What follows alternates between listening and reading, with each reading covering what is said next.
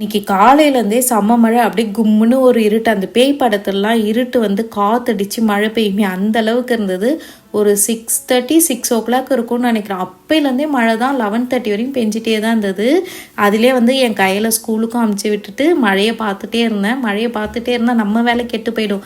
என்ன வேலைன்னா இந்த சமைக்கிற வேலை தான். இந்த நமக்குன்னு ஒரு வயிறு இருக்குல்ல, அதுக்கு எதாவது சமைச்சு போடணுமே அப்படின்னு சொல்லிட்டு வந்துட்டேன். சரி, ஒரு மழைக்கு ஒரு கொஞ்சம் காலிஃப்ளவர் 65 செஞ்சால் சூப்பராக இருக்கும்ல, அதை தான் பிளான் பண்ணி செஞ்சேன். உங்களுக்கு நான் ரெசிபியெல்லாம் ஷேர் பண்ணணும் அப்படின்னு சொல்லி வீடியோலாம் எடுத்தேன்.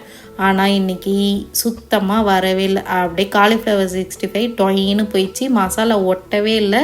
ஆனால் செகண்ட் பேட்ச் போடும்போது நல்லாவே ஒட்டியிருந்தது. டேஸ்ட் ஆனால் சூப்பராகவே இருந்தது. அப்படியே வெஜிடபிள் புலாவோட வச்சு சாப்பிட்டு முடிச்சிட்டோம் லஞ்சு.